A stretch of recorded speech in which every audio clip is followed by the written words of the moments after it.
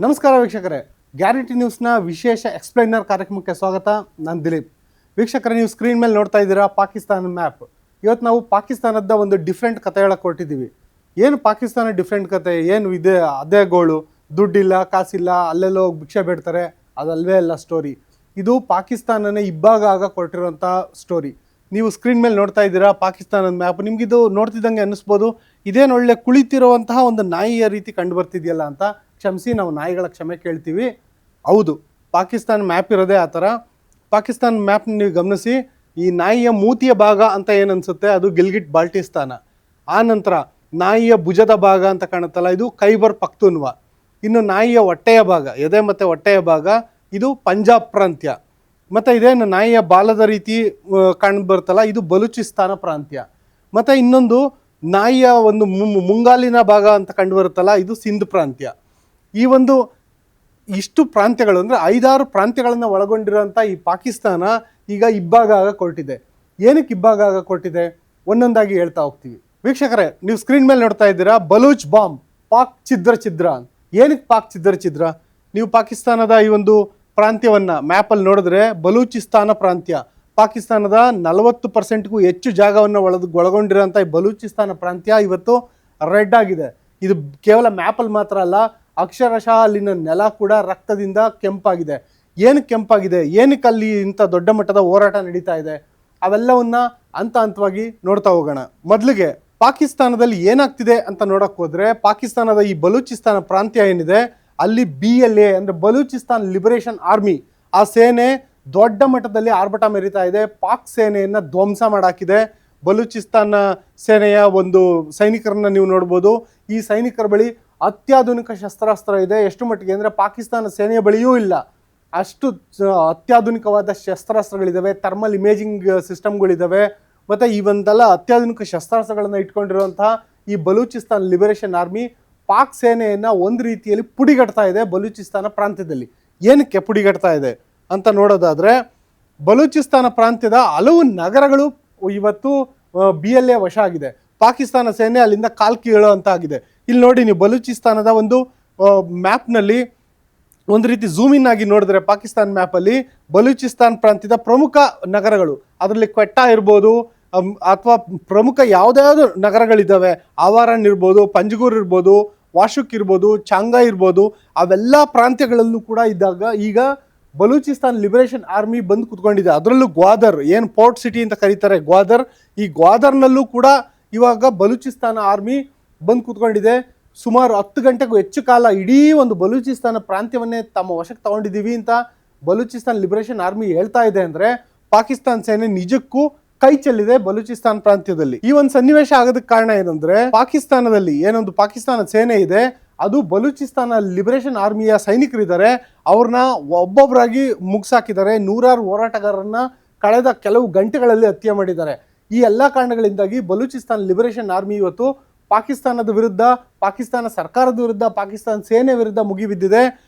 ಇದೇ ಕಾರಣದಿಂದಾಗಿ ಇವತ್ತು ದೊಡ್ಡ ಮಟ್ಟದ ಹೋರಾಟ ನಡೀತಾ ಇದೆ, ರಕ್ತ ಹೋರಾಟ ಬಲೂಚಿಸ್ತಾನ ಪ್ರಾಂತ್ಯದಲ್ಲಿ. ಶೀಘ್ರದಲ್ಲೇ ಬಲೂಚಿಸ್ತಾನಕ್ಕೆ ಸ್ವಾತಂತ್ರ್ಯ ಸಿಗಲಿದೆ ಅಂತಲೂ ಕೂಡ ಬಲೂಚಿಸ್ತಾನ ಲಿಬರೇಷನ್ ಆರ್ಮಿ ಹೇಳ್ತಾ ಇದೆ. ಅದಕ್ಕಾಗಿ ಬಲೂಚಿಸ್ತಾನ ತನ್ನದೇ ಆದಂಥ ಧ್ವಜವನ್ನು ರೆಡಿ ಮಾಡ್ಕೊಂಡಿದೆ.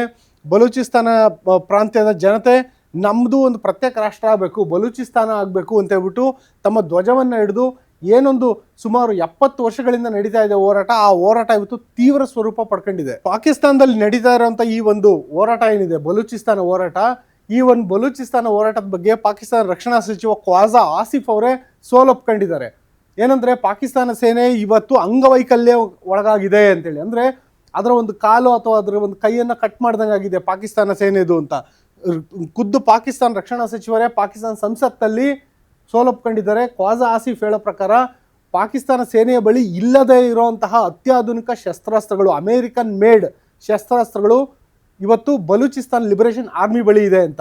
ಯಾವ್ದಾವ್ದಿದೆ ಅಂತ ಕೇಳೋದಾದರೆ, 20 ಲಕ್ಷಕ್ಕೂ ಹೆಚ್ಚು ಬೆಲೆಯ ಒಂದು ಗನ್ಗಳಿದ್ದಾವೆ ಬಲೂಚಿಸ್ತಾನ್ ಲಿಬರೇಷನ್ ಆರ್ಮಿ ಬಳಿ. ಮತ್ತು ಬಲೂಚಿಸ್ತಾನ್ ಲಿಬರೇಷನ್ ಆರ್ಮಿ ರಾತ್ರಿ ವೇಳೆ ಕೂಡ ಯುದ್ಧ ಮಾಡೋಕ್ಕೆ ನೆರವಾಗ ಅಂತಹ ನೈಟ್ ವಿಷನ್ ಕ್ಯಾಮ್ರಾಗಳಿದ್ದಾವೆ ಅವ್ರ ಹತ್ರ. ಯಾವುದೇ ಒಬ್ಬ ವ್ಯಕ್ತಿ ಅಂದರೆ ಒಬ್ಬ ಸೈನಿಕನ ದೇಹದ ಒಂದು ಉಷ್ಣವನ್ನು ಗ್ರಹಿಸುವಂಥ ಥರ್ಮಲ್ ಇಮೇಜಿಂಗ್ ಸಿಸ್ಟಮ್ ಕೂಡ ಇದೆ. ಆ ಮೂಲಕ ಸೈನಿಕರು ಅಡಗಿ ಕೂತಿದ್ರು ಕೂಡ ಒಡೆದುರುಳಿಸೋಂಥ ಸಾಮರ್ಥ್ಯ BLA ಬಳಿ ಇದೆ ಅಂತ ಹೇಳ್ಬಿಟ್ಟು ಖುದ್ದು ಪಾಕ್ ರಕ್ಷಣಾ ಸಚಿವರೇ ಇವತ್ತು ಪಾಕಿಸ್ತಾನ ಸಂಸತ್ತಲ್ಲಿ ಒಪ್ಕೊಂಡಿದ್ದಾರೆ. ಈ ಮೂಲಕ ಪಾಕಿಸ್ತಾನ ಸೇನೆಗೆ ಸೋಲಾಗ್ತಿದೆ ಅನ್ನೋದನ್ನ ನೇರವಾಗಿ ಹೇಳ್ತಾ ಇದ್ದಾರೆ. ಈ ಬಲೂಚಿಸ್ತಾನ ಹೋರಾಟ ಅಂದ್ರೆ ಏನು, ಮೊದಲಿಗೆ ಅದನ್ನ ನಾವು ನೋಡೋದಾದ್ರೆ, ಇವತ್ತು ನೋಡಿ ಬಲೂಚಿಸ್ತಾನ ಅನ್ನೋದು ಪಾಕಿಸ್ತಾನದ ಈ ಒಂದು ಪ್ರಾಂತ್ಯ ಇದೆಯಲ್ಲ, ಇದು ಸುಮಾರು 40%ಗೂ ಹೆಚ್ಚು ಭೂಭಾಗ ಹೊಂದಿರುವಂಥ ಪ್ರಾಂತ್ಯ ಬಲೂಚಿಸ್ತಾನದಲ್ಲಿ. ಫಾರ್ ಎಕ್ಸಾಂಪಲ್ ಹೇಳಬೇಕು ಅಂದರೆ, ಏನೊಂದು ಭಾರತದಲ್ಲಿ ದಕ್ಷಿಣ ಭಾರತವನ್ನು ನಾವು ಏನು ಉತ್ತರ ಭಾರತ ಮತ್ತು ದಕ್ಷಿಣ ಭಾರತವನ್ನು ಇಬ್ಬಾಗ ಮಾಡಿದ್ರೆ, ದಕ್ಷಿಣ ಭಾರತದ ಭೂಭಾಗ ಏನಿದೆ ಅದಕ್ಕೆ ಕಂಪೇರ್ ಮಾಡ್ಬೋದು. ಅಷ್ಟು ದೊಡ್ಡ ಮಟ್ಟದ ಪ್ರಾಂತ್ಯವನ್ನು ಈ ಒಂದು ಬಲೂಚಿಸ್ತಾನ ಪ್ರಾಂತ್ಯ ಹೊಂದಿದೆ. ಇಷ್ಟು ದೊಡ್ಡ ಪ್ರಾಂತ್ಯವನ್ನು ಹೊಂದಿದ್ರೂ ಕೂಡ ಈ ಬಲೂಚಿಸ್ತಾನದ ಜನರಿಗೆ ಯಾವುದೇ ಸೌಲಭ್ಯ ಸಿಗ್ತಿಲ್ಲ. ಜೊತೆಗೆ ಇಲ್ಲೊಂದು ನೀವು ಇಮೇಜ್ ನೋಡ್ಬೋದು, ಇದು ಒಂದು ರೀತಿ ಮಸ್ಕಾಗಿರೋ ಥರ ಕಾಣ್ತಿದೆ. ಏನಕ್ಕೆ ಅಂದರೆ, ಬಲೂಚಿಸ್ತಾನ ಪ್ರಾಂತ್ಯದಲ್ಲಿ ದೊಡ್ಡ ಮಟ್ಟದಲ್ಲಿ ನಡೆದಿರುವಂಥ ಗಣಿಗಾರಿಕೆ ಇದು. ಈ ಗಣಿಗಾರಿಕೆಯಿಂದಾಗಿ ಇಲ್ಲಿ ಪೆಟ್ರೋಲಿಯಂ ತೈಲ ಇದೆ, ನೈಸರ್ಗಿಕ ಅನಿಲ ಇದೆ, ಚಿನ್ನ ಇದೆ, ತಾಮ್ರದ ನಿಕ್ಷೇಪಗಳಿದ್ದಾವೆ, ಮತ್ತು ಇವತ್ತಿನ ದಿನಗಳಲ್ಲಿ ಬ್ಯಾಟ್ರಿ ಉತ್ಪಾದನೆ ಮಾಡೋಕ್ಕೆ ಲೀಥಿಯಂ ಅಂತ ಏನು ಕೇಳ್ತೀವಿ, ಆ ರೀತಿಯಾದಂತಹ ಒಂದು ರೇರ್ ಅರ್ತ್ ಮಿನರಲ್ಗಳು ಕೂಡ ಈ ಬಲೂಚಿಸ್ತಾನದಲ್ಲಿದೆ. ಈ ಬಲೂಚಿಸ್ತಾನ ಅನ್ನೋದು ಅತ್ಯಂತ ಖನಿಜಗಳನ್ನು ಒಳಗೊಂಡಿರುವಂತಹ ನೈಸರ್ಗಿಕ ಸಮೃದ್ಧವಾಗಿರುವಂಥ ಪ್ರದೇಶ. ಆದರೆ ಈ ಒಂದು ಬಲೂಚಿಸ್ತಾನದಲ್ಲಿ ಇಷ್ಟೆಲ್ಲ ಸಮೃದ್ಧವಾಗಿದ್ರು, ನೀವು ಇಮೇಜಲ್ಲಿ ನೋಡ್ತಾ ಇದ್ದೀರಾ, ಅಲ್ಲಿನ ಜನ ನೋಡಿ ಕುಡಿಯೋಕೆ ನೀರಿಲ್ದಲೆ ಸಣ್ಣ ಸಣ್ಣ ಬಾವಿಗಳನ್ನು ತೋಡಿ ಅಲ್ಲಿ ಒಂಡು ನೀರನ್ನು ತಗೊಂಡೋಗಿ ಅದನ್ನು ಬಳಸ್ಕೊಳ್ಳೋಂಥ ಪರಿಸ್ಥಿತಿ ಇದೆ. ಇಲ್ಲಿನ ಜನರಿಗೆ ಉದ್ಯೋಗ ಇಲ್ಲ, ಆದಾಯ ಹಂಚಿಕೆಯಲ್ಲಿ ಪಾಲು ಅತ್ಯಂತ ಕಡಿಮೆ ಇದೆ. ಇಲ್ಲಿಂದ ಎಲ್ಲ ಲೂಟಿ ಹೊಡೆಯಲಾಗ್ತಿದೆ ಖನಿಜಗಳನ್ನ, ಆದರೆ ಯಾವುದೇ ರೀತಿಯಾದಂಥ ಆದಾಯದ ಪಾಲು ಸಿಗ್ತಿಲ್ಲ. ಸರ್ಕಾರಿ ಉದ್ಯೋಗ ಇರ್ಬೋದು, ಯಾವುದೂ ಸಿಗ್ತಿಲ್ಲ. ಇಲ್ಲಿನ ಜನಕ್ಕೆ ಕುಡಿಯೋ ನೀರಿನಂಥ ಕನಿಷ್ಠ ಮೂಲ ಸೌಕರ್ಯಗಳು ಕೂಡ ಇಲ್ಲ. ಆ ರೀತಿಯಾದಂಥ ಸಂಕಷ್ಟದಲ್ಲಿ ನರಳ್ತಾ ಇದ್ದಾರೆ. ಜೊತೆಗೆ ಇಲ್ಲಿನ ಜನ ನೋಡಿ ಟೆಂಟ್ಗಳಲ್ಲಿ ವಾಸ ಮಾಡ್ತಾ ಇದ್ದಾರೆ. ರಾಜಕೀಯವಾಗಿಯೂ ಕೂಡ ಬಲೂಚಿಸ್ತಾನ ಪ್ರಾತಿನಿಧ್ಯ ಅತ್ಯಂತ ಕಡಿಮೆ ಇದೆ. ಕೇವಲ ಒಂದು ಪಾಕಿಸ್ತಾನದಲ್ಲಿ 40ಕ್ಕೂ ಹೆಚ್ಚು ಭೂಭಾಗ ಹೊಂದಿರುವಂಥ ಪ್ರದೇಶದ ಜನರ ಸ್ಥಿತಿ ಇದು. ಇಲ್ಲಿನ ಜನರಿಗೆ ರಾಜಕೀಯವಾಗಿಯೂ ಪ್ರಾತಿನಿಧ್ಯ ಇಲ್ಲ, ಆರ್ಥಿಕವಾಗಿಯೂ ಯಾವುದೇ ಸೌಲಭ್ಯ ಇಲ್ಲ, ಸರ್ಕಾರಿ ಸೌಲಭ್ಯಗಳು ಇಲ್ಲಿನ ಜನರನ್ನು ತಲುಪ್ತಿಲ್ಲ, ಆದರೆ ಲೂಟಿ ಮಾತ್ರ ಹೊಡಿತಾ ಇದ್ದಾರೆ. ಈ ಎಲ್ಲ ಕಾರಣದಿಂದಾಗಿ ಬಲೂಚಿಸ್ತಾನ ಹೋರಾಟ ನಡೆದುಕೊಂಡ್ಬರ್ತಾ ಇದೆ. ಜೊತೆಗೆ ನೀವು ಇಮೇಜಲ್ಲಿ ನೋಡ್ಬೋದು, ಏನೊಂದು ಈ ಮಹಿಳೆಯರು ತಮ್ಮ ಸಂಬಂಧಿಕರ ಒಂದು ಫೋಟೋಗಳನ್ನ ಇಟ್ಕೊಂಡು ಕೂತಿದ್ದಾರೆ. ಇಲ್ಲಿ ಮಾನವ ಹಕ್ಕುಗಳ ಉಲ್ಲಂಘನೆ ಅನ್ನೋದು ದೈನಂದಿನ ಕೆಲಸ ಅಂತ ಆಗ್ಬಿಟ್ಟಿದೆ. ಲಕ್ಷಾಂತರ ಮಂದಿ ದಿಢೀರ್ ಕಣ್ಮರೆ ಆಗಿದ್ದಾರೆ. ಅದು ಕೂಡ ಒಂದೆರಡು ದಿನದಲ್ಲ, ಕಳೆದ 70 ವರ್ಷದಿಂದ ಬಲೂಚಿಸ್ತಾನದಲ್ಲಿ ನಡೀತಿರೋ ಹೋರಾಟ. ಪ್ರತಿ ಹಂತದಲ್ಲೂ ಯಾರು ಬಲೂಚಿಸ್ತಾನ ಸ್ವಾತಂತ್ರ್ಯಕ್ಕಾಗಿ ದನಿ ಎತ್ತುತ್ತಾರೋ ಮಾರನೇ ದಿನ ಅಥವಾ ಅವತ್ತು ರಾತ್ರಿನೇ ಅವರು ಕಣ್ಮರೆ ಆಗ್ತಾರೆ. ಅವ್ರು ಎಲ್ಲೋದ್ರೂ ಗೊತ್ತಿಲ್ಲ, ಅವ್ರ ಡೆಡ್ ಬಾಡಿ ಸಿಕ್ಕಿಲ್ಲ. ಆ ಥರ ಡೆಡ್ ಬಾಡಿ ಸಿಗ್ದಲ್ಲೇ ಇರೋರು ಲಕ್ಷಾಂತರ ಮಂದಿ ಇದ್ದಾರೆ. ನಮ್ಮವರನ್ನು ಹುಡುಕಿ ಕೊಡಿ ಅಂತ ಹೇಳ್ಬಿಟ್ಟು ಅವರ ಫೋಟೋ ಹಿಡ್ಕೊಂಡು ಅವರ ಕುಟುಂಬಸ್ಥರು ಹೋರಾಟ ಮಾಡ್ತಿರೋ ಸಂದರ್ಭಗಳು ಪ್ರತಿದಿನ ಕಂಡು ಬರ್ತಾ ಇದೆ. ಇದೇ ಹೋರಾಟಗಾರರು ಪಾಕಿಸ್ತಾನ ರಾಜಧಾನಿ ಇಸ್ಲಾಮಾಬಾದ್ಗೂ ಹೋಗಿ ಅಲ್ಲಿ ಕೂಡ ಧರಣಿ ಕೂತ್ಕೊಂಡ್ರು ಕೂಡ ಯಾವುದೇ ಪ್ರಯೋಜನ ಆಗ್ತಿಲ್ಲ ಅಂತ ಒಂದು ಸನ್ನಿವೇಶ ಇದೆ. ಮತ್ತು ನೋಡ್ಬೋದು, ಈ ಬಲೂಚಿಸ್ತಾನದಲ್ಲಿ ಕೇವಲ ಜನಗಳ ಕಣ್ಮರೆ ಆಗ್ತಿಲ್ಲ, ಅಲ್ಲಿನ ಭಾಷೆ, ಬಲೂಚಿ ಭಾಷೆ, ಇದು ಸಾವಿರಾರು ವರ್ಷಗಳ ಹಿಂದಿನ ಭಾಷೆ. ಏನೊಂದು ಬ್ರಿಟಿಷರು ಇವು ಅಫ್ಘಾನಿಸ್ತಾನ ಗಡಿವರೆಗೂ ಹೋಗಿ ಇಡೀ ಭಾರತಕ್ಕೆ ಬಲೂಚಿಸ್ತಾನವನ್ನು ಸೇರಿಸಿದ್ರು, ಅವಿಭಜಿತ ಭಾರತ ಇದ್ದಂಥ ಸಂದರ್ಭದಲ್ಲಿ, ಆಗ ಕೂಡ ಬಲೂಚಿ ಭಾಷೆಗೆ ಯಾವುದೇ ಧಕ್ಕೆ ಆಗಿರಲಿಲ್ಲ. ಅಲ್ಲಿನ ಸಂಸ್ಕೃತಿ ಯಥಾ ಪ್ರಕಾರ ಇತ್ತು. ಆದರೆ ಯಾವಾಗ ಭಾರತ ವಿಭಜನೆ ಆಯಿತು, ಯಾವಾಗ ಪಾಕಿಸ್ತಾನಕ್ಕೆ ಬಲೂಚಿಸ್ತಾನ ಪ್ರಾಂತ್ಯ ಸೇರ್ಪಡೆ ಆಯಿತು, ಆ ಸೇರ್ಪಡೆಯಾದ ನಂತರದ ದಿನಗಳಿಂದ ಬಲೂಚಿಸ್ತಾನದಲ್ಲಿ ಬಲೂಚಿ ಭಾಷೆ ಬದಲಿಗೆ ಅಲ್ಲಿ ಬಲವಂತವಾಗಿ ಅವರಿಗೆ ಉರ್ದು ಭಾಷೆಯನ್ನು ಕಲಿಯೋದಕ್ಕೆ ಏರಿಕೆ ಮಾಡಲಾಗ್ತಾ ಇದೆ ಅನ್ನೋ ಆರೋಪ ಕೇಳಿ ಬರ್ತಾ ಇದೆ. ಜೊತೆಗೆ ಪಾಕಿಸ್ತಾನದ ಪಂಜಾಬ್ ಪ್ರಾಂತ್ಯ ಏನಿದೆ, ಭಾರತದ ಪಂಜಾಬ್ ಪ್ರಾಂತ್ಯದ ಪಕ್ಕದಲ್ಲೇ ಇದೆ ಪಾಕಿಸ್ತಾನ ಪಂಜಾಬ್ ಪ್ರಾಂತ್ಯ. ಆ ಪಂಜಾಬ್ ಪ್ರಾಂತ್ಯದ ಏನೊಂದು ಸಂಸ್ಕೃತಿ ಇದೆ ಅದನ್ನು ಇವ್ರ ಮೇಲೆ ಏರೋದಕ್ಕೆ ಪ್ರಯತ್ನ ಪಡ್ತಾ ಇದ್ದಾರೆ ನಿರಂತರವಾಗಿ. ಆ ಎಲ್ಲ ಕಾರಣಕ್ಕಾಗಿ ಹೋರಾಟ ನಡೀತಾ ಇದೆ. ಯಾವಾಗಿಂದ ಅಂದರೆ 1948ರಿಂದ, ಅಂದರೆ ಭಾರತಕ್ಕೆ ಸ್ವಾತಂತ್ರ್ಯ ಬಂದ ಮಾರನೇ ವರ್ಷದಿಂದ, ಅಂದರೆ ಪಾಕಿಸ್ತಾನಕ್ಕೂ ಕೂಡ 1947ರಲ್ಲೇ ಬಂತು. ಆ ಒಂದು ಪಾಕಿಸ್ತಾನ ಸ್ವಾತಂತ್ರ್ಯ ಆದ ಮಾರನೇ ವರ್ಷದಿಂದಲೇ ಈ ಒಂದು ಬಲೂಚಿಸ್ತಾನ ಹೋರಾಟ ಶುರುವಾಗಿದೆ. ಇಲ್ಲಿ ನೋಡ್ಬೋದು ಸಾವಿರ ಸಂಖ್ಯೆ ಜನರ ಫೋಟೋಗಳಿದ್ದಾವೆ. ಫೋಟೋ ಇಲ್ದಲೇ ಇರೋ ಎಷ್ಟೋ ಜನ, ಇವರೆಲ್ಲರೂ ಕೂಡ ನಾಪತ್ತೆ ಆಗಿದ್ದಾರೆ ಕಳೆದ 1948ರಿಂದ. ಅವರೆಲ್ಲ ಎಲ್ಲೋಗಿದ್ದಾರೆ, ಏನಾಗಿದೆ ಅವ್ರಿಗೆ ಗೊತ್ತಿಲ್ಲ. ಅವ್ರ ಡೆಡ್ ಬಾಡಿ ಇದುವರೆಗೂ ಸಿಕ್ಕಿಲ್ಲ. ನಮಗೆ ಕನಿಷ್ಠ ಡೆಡ್ ಬಾಡಿನಾದರೂ ಕೊಡಿ ಅಂತ ಹೇಳ್ಬಿಟ್ಟು ಕೇಳಿದ್ರು ಕೂಡ ಅವರ ಒಂದು ಮನವಿಗೆ ಸ್ಪಂದನೆ ಸಿಗ್ತಿಲ್ಲ.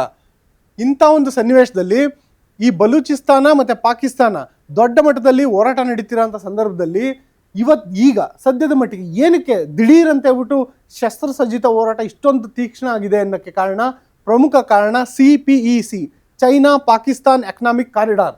ಈ ಒಂದು ಯೋಜನೆ.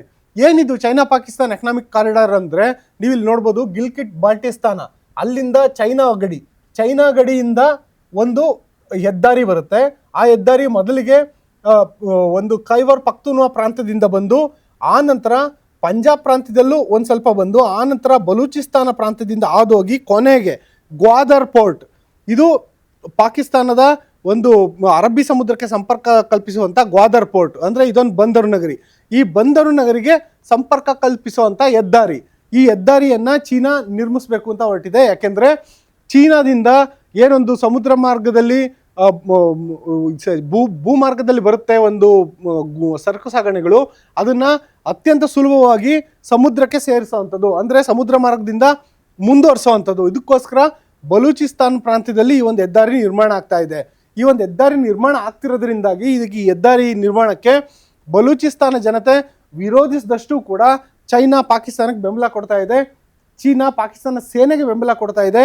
ಬಲೂಚಿಸ್ತಾನ ಜನತೆನ ಹತ್ತಿಕ್ಕಿ ನಾವು ಈ ಒಂದು ಹೆದ್ದಾರಿ ಕಾಮಗಾರಿಯನ್ನು ಮುಗಿಸೋಣ, ಗ್ವಾದರ್ ಬಂದರಲ್ಲಿ ನಾವು ಒಂದು ವ್ಯಾಪಾರ ಅಭಿವೃದ್ಧಿ ಮಾಡೋಣ ಅಂತೇಳಿ. ಇದು ಚೈನಾಗೆ ಲಾಭದಾಯಕವಾಗಿರುವಂಥ ಯೋಜನೆಯನ್ನು ಪಾಕಿಸ್ತಾನ ಮಾಡಲೇಬೇಕು ಅಂತ ಮುಂದಾಗಿದೆ. ಅದು ಕೂಡ ಬಲೂಚಿಸ್ತಾನ ಜನರ ವಿರೋಧದ ಮಧ್ಯೆನು. ಹಾಗಾಗಿ ಬಲೂಚಿಸ್ತಾನ ಹೋರಾಟ ಈಗ ದೊಡ್ಡ ಮಟ್ಟದಲ್ಲಿ ತೀವ್ರ ಸ್ವರೂಪ ಪಡ್ಕೊಂಡಿರೋದಕ್ಕೆ CPEC ಕೂಡ ಒಂದು ಕಾರಣ ಆಗಿದೆ. ಒಂದು ವೇಳೆ ಏನಾದರೂ ಬಲೂಚಿಸ್ತಾನ ಮತ್ತು ಪಾಕಿಸ್ತಾನ ಇವಾಗ ಏನು ಸಂಘರ್ಷ ನಡೀತಾ ಇದೆ ಅದು ಇನ್ನೂ ದೊಡ್ಡ ಮಟ್ಟದ ಯುದ್ಧಕ್ಕೆ ಮುಂದಾದರೆ, ಆ ಸಂದರ್ಭದಲ್ಲಿ ಐರೋಪ್ಯ ಒಕ್ಕೂಟ ಬಲೂಚಿಸ್ತಾನಕ್ಕೆ ಬೆಂಬಲ ನೀಡೋದಂತೂ ಖಚಿತ. ಈಗಾಗಲೇ ಐರೋಪ್ಯ ಒಕ್ಕೂಟ ನೈತಿಕ ಬೆಂಬಲವನ್ನು ಕೊಟ್ಟಿದೆ. ಅಂದರೆ ಏನೊಂದು ಯುರೋಪಿಯನ್ ರಾಷ್ಟ್ರಗಳಿದ್ದಾವೆ, ಆ ಒಂದು ಯುರೋಪಿಯನ್ ರಾಷ್ಟ್ರಗಳ ಒಕ್ಕೂಟ ಈಗಾಗಲೇ ನೈತಿಕ ಬೆಂಬಲವನ್ನು ಬಲೂಚಿಸ್ತಾನಕ್ಕೆ ಕೊಟ್ಟಿದೆ. ಆದರೆ ಯಾವುದೇ ರೀತಿಯ ಶಸ್ತ್ರಾಸ್ತ್ರ ಬೆಂಬಲ, ಹಣಕಾಸಿನ ಬೆಂಬಲವನ್ನು ಮತ್ತು ರಾಜಕೀಯ ಬೆಂಬಲವನ್ನು ಕೊಡೋಕ್ಕಾಗ್ತಿಲ್ಲ. ನೈತಿಕವಾಗಿ ನಾವು ನಿಮ್ಮ ಜೊತೆಗಿದ್ದೀವಿ, ನಿಮ್ಮ ಹೋರಾಟದ ಪರ ಇದ್ದೀವಿ ಅಂತ ಐರೋಪ್ಯ ಒಕ್ಕೂಟ ಹೇಳಿದೆ. ಆದರೆ ಅದಕ್ಕಿಂತ ಹೆಚ್ಚಿಂದ ಏನು ಮಾಡೋಕ್ಕಾಗಲ್ಲ, ಯಾಕೆಂದರೆ ಅದು ಪಾಕಿಸ್ತಾನದ ಆಂತರಿಕ ವಿಚಾರ ಅಂತ ಆಗ್ಬಿಡುತ್ತೆ. ಜೊತೆಗೆ ಅಂತಾರಾಷ್ಟ್ರೀಯ ಮಟ್ಟದಲ್ಲಿ ಅಮೆರಿಕ ಸೇರಿದಂತೆ ಹಲವು ರಾಷ್ಟ್ರಗಳು ಐರೋಪ್ಯ ಒಕ್ಕೂಟಕ್ಕೆ ಒತ್ತಡ ಇರ್ಬೋದು. ಆ ಕಾರಣದಿಂದಾಗಿ ಇವತ್ತು ಐರೋಪ್ಯ ರಾಷ್ಟ್ರಗಳು ಕೇವಲ ನೈತಿಕ ಬೆಂಬಲವನ್ನು ಮಾತ್ರ ಕೊಟ್ಟಿದ್ದಾವೆ. ಭಾರತ ಯಾರ ಪರ ನಿಲ್ಲುತ್ತೆ ಅಂದರೆ ಆಬ್ವಿಯಸ್ಲಿ ಭಾರತ ಬಲೂಚಿಸ್ತಾನದ ಪರ ನೈತಿಕ ಬೆಂಬಲವನ್ನು ಕೊಟ್ಟಿದೆ. ಮತ್ತು ಬಲೂಚಿಸ್ತಾನ ಹೋರಾಟಗಾರರು ನೀವು ಗಮನಿಸ್ಬೋದು, ಅವರು ಬಲೂಚಿಸ್ತಾನ ಧ್ವಜದ ಜೊತೆಗೆ ಭಾರತ ಧ್ವಜವನ್ನು ಹಾಕೊಂಡಿದ್ದಾರೆ. ನೀವು ನಮ್ಮ ರಕ್ಷಣೆಗೆ ಬನ್ನಿ ಅಂತ ಕರೀತಿದ್ದಾರೆ. ಆದರೆ ಭಾರತ ಕೂಡ ನೈತಿಕ ಬೆಂಬಲವನ್ನು ಮಾತ್ರ ಕೊಟ್ಟಿದೆ. ಆದರೆ ಪಾಕಿಸ್ತಾನ ಇದಕ್ಕೆ ತದ್ವಿರುದ್ಧವಾದ ಹೇಳಿಕೆಯನ್ನು ಕೊಡ್ತಿದೆ. ಏನೊಂದು ಬಲೂಚಿಸ್ತಾನ ಹೋರಾಟಗಾರರ ಬಳಿ ಇದೆ ಅತ್ಯಾಧುನಿಕ ಶಸ್ತ್ರಾಸ್ತ್ರಗಳು, ಅದನ್ನೆಲ್ಲ ಭಾರತ ಒದಗಿಸ್ತಿದೆ ಅನ್ನೋದು ಪಾಕಿಸ್ತಾನದ ಆರೋಪ. ಆದರೆ ಒಂದಿಲ್ಲಿ ಗಮನಿಸಬೇಕು, ಭಾರತದ ಸೇನೆಯ ಬಳಿನಲ್ಲೇ ಇಲ್ದಲೇ ಇರುವಂಥ ಅತ್ಯಾಧುನಿಕ ಶಸ್ತ್ರಾಸ್ತ್ರಗಳು ಇವತ್ತು ಬಲೂಚಿಸ್ತಾನ ಹೋರಾಟಗಾರ ಬಳಿ ಇದೆ. ಭಾರತದ ಸೇನೆ ಬಳಿ ಇರುವಂಥ ಗನ್ಗಳು ಅದು ಜರ್ಮನ್ ಮೇಡ್ ಇದೆ, ಜೊತೆಗೆ ರಷ್ಯಾ ಮೇಡ್ ಇದೆ ಗನ್ಗಳು. ಆದರೆ ಇವತ್ತು ಬಲೂಚಿಸ್ತಾನ ಹೋರಾಟಗಾರರ ಬಳಿ ಇರೋದು ಅಮೆರಿಕನ್ ಮೇಡ್ ಬಂದೂಕುಗಳು. ಅಂದರೆ ಈ ಬಂದೂಕುಗಳು ಎಲ್ಲಿಂದ ಬಂದವು ಅಂತ ನೋಡೋದಾದರೆ, ಏನೊಂದು ಅಮೆರಿಕ ಅಫ್ಘಾನಿಸ್ತಾನದಿಂದ ಕಾಲು ತೆಗಿತು, ಆ ಸಂದರ್ಭದಲ್ಲಿ ಭಾರಿ ಪ್ರಮಾಣದ ಶಸ್ತ್ರಾಸ್ತ್ರಗಳನ್ನು ಒಂದು ಅಫ್ಘಾನಿಸ್ತಾನದಲ್ಲೇ ಬಿಟ್ಟೋಯ್ತು.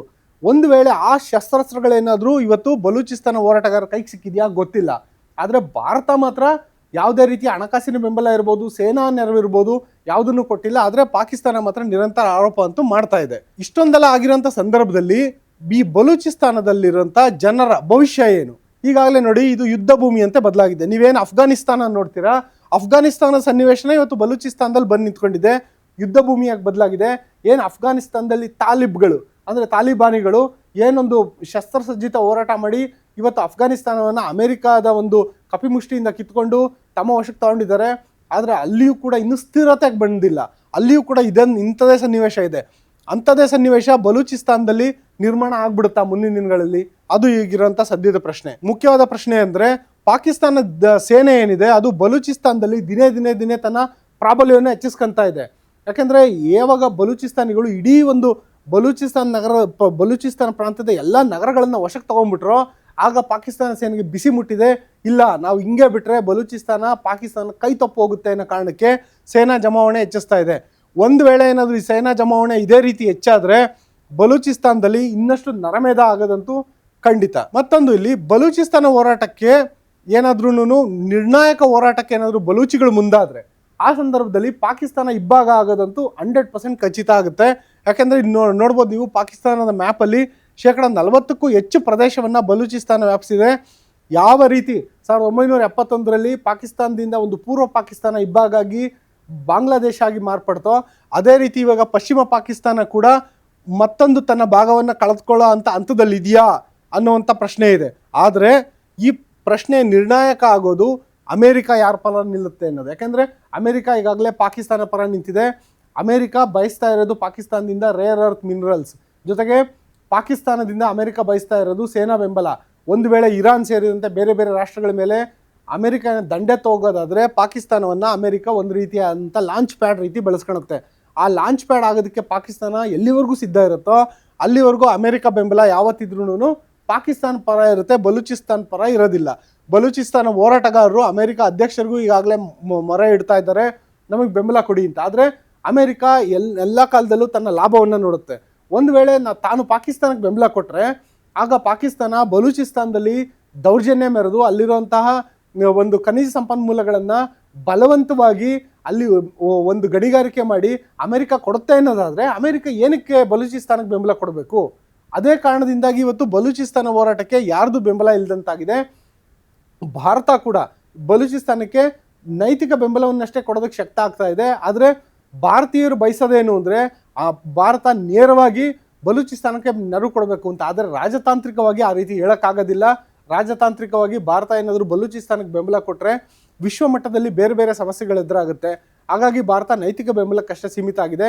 ಒಟ್ಟಿನಲ್ಲಿ ಏನಂದರೆ ಈ ಒಂದು ಬಲೂಚಿಸ್ತಾನ ಹೋರಾಟ ಏನಿದೆ ಅದು ಪಾಕಿಸ್ತಾನವನ್ನು ಒಳಗೊಳಗೇನೆ ಒಂದು ರೀತಿಯಾದಂತಹ ಛಿದ್ರಗೊಳಿಸ್ತಾ ಇದೆ. ಇಲ್ಲಿ ಮತ್ತೊಂದು ಪ್ರಮುಖವಾದ ಸಂಗತಿ ಅಂದರೆ ಏನೊಂದು ಪಾಕಿಸ್ತಾನದಲ್ಲಿ ಬಲೂಚಿಸ್ತಾನ ಪ್ರಾಂತ್ಯ ಏನಿದೆ ಕೇವಲ ಬಲೂಚಿಸ್ತಾನದಲ್ಲಿ ಮಾತ್ರ ಹೋರಾಟ ನಡೀತಿರೋದಲ್ಲ, ಸಿಂಧ್ನಲ್ಲೂ ಕೂಡ ಹೋರಾಟ ನಡೀತಾ ಇದೆ. ಆದರೆ ಅಲ್ಲಿ ಯಾರೂ ಶಸ್ತ್ರಸಜ್ಜಿತ ಹೋರಾಟ ನಡೆಸ್ತಾ ಇಲ್ಲ.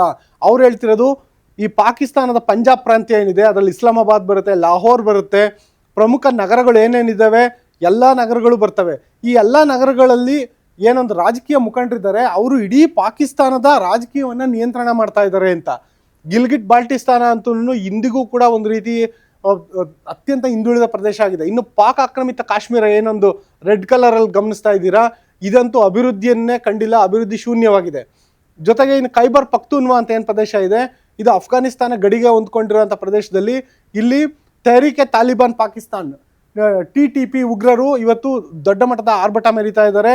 ಅದು ಪಾಕಿಸ್ತಾನ ಸೇನೆ ವಿರುದ್ಧ. ಎಷ್ಟು ಮಟ್ಟಿಗೆ ಅಂದರೆ ಖೈಬರ್ ಪಖ್ತೂನ್ ಪ್ರಾಂತದಿಂದ ಈ ಉಗ್ರರು ಇಸ್ಲಾಮಾಬಾದ್ವರೆಗೂ ತಲುಪುವಂತಹ ಒಂದು ಪ್ರಾಬಲ್ಯವನ್ನು ಹೊಂದಿದ್ದಾರೆ. ಹಾಗಾಗಿ ಪಾಕಿಸ್ತಾನ ಕೇವಲ ಬಲೂಚಿಸ್ತಾನ ಹೋರಾಟ ಮಾತ್ರ ಅಲ್ಲ, ಸಿಂಧ್ನಲ್ಲಿ ನಡೀತಿರುವಂಥ ನಾಗರಿಕ ಹೋರಾಟನೂ ತಲೆನೋವಾಗಿದೆ. ಜೊತೆಗೆ ಒಂದು ಪಾಕ್ ಆಕ್ರಮಿತ ಕಾಶ್ಮೀರ ಜನರು ಕೂಡ ಪ್ರತಿಭಟನೆ ಮಾಡ್ತಿದ್ದಾರೆ, ಮೂಲಸೌಕರ್ಯ ಕೊಡಿ ಅಂತ. ಗಿಲ್ಗಿಟ್ ಬಾಲ್ಟಿಸ್ತಾನ ಜನರು ಕೂಡ ಹೋರಾಟ ಮಾಡ್ತಿದ್ದಾರೆ, ಮೂಲಸೌಕರ್ಯ ಕೊಡಿ ಅಂತ. ಇತ್ತ ಖೈಬರ್ ಪಖ್ತೂನ್ವಾದಲ್ಲಿ ಏನೊಂದು ತಾಲಿಬಾನ್ ಬೆಂಬಲಿತ ತೆಹರೀಕೆ ತಾಲಿಬಾನ್ ಪಾಕಿಸ್ತಾನ ಸಂಘಟನೆ ಏನಿದೆ ಅದು ಕೂಡ ಒಂದು ಶಸ್ತ್ರಸಜ್ಜಿತ ಹೋರಾಟ ನಡೆಸ್ತಾ ಇದೆ. ಒಟ್ಟಿನಲ್ಲಿ ಪಾಕಿಸ್ತಾನ ಎರಡು ಅಂದರೆ ಅಫ್ಘಾನಿಸ್ತಾನ ಗಡಿಯ ಎರಡೂ ಭಾಗಗಳಿಂದ ಒಂದು ರೀತಿ ಶಸ್ತ್ರಸಜ್ಜಿತ ಹೋರಾಟವನ್ನು ಎದುರಿಸ್ತಾ ಇದ್ದರೆ ಇನ್ನು ಮಿಕ್ಕ ಎರಡು ಪ್ರಾಂತ್ಯಗಳಲ್ಲಿ ನಾಗರಿಕ ಹೋರಾಟವನ್ನೇ ಎದುರಿಸ್ತಾ ಇದೆ. ಒಟ್ಟಿನಲ್ಲಿ ಪಾಕಿಸ್ತಾನ ಆಂತರಿಕವಾಗಿ ಜರ್ಜರಿತವಾಗಿದೆ. ಮುಂದಿನ ದಿನಗಳಲ್ಲಿ ಪಾಕಿಸ್ತಾನ ಕತೆ ಏನಾಗುತ್ತೆ, ಬಲೂಚಿಸ್ತಾನ ಪಾಕಿಸ್ತಾನದಿಂದ ಬೇರ್ಪಡುತ್ತಾ, ಇದು ಈಗಿರೋಂಥ ಸದ್ಯದ ಕುತೂಹಲ.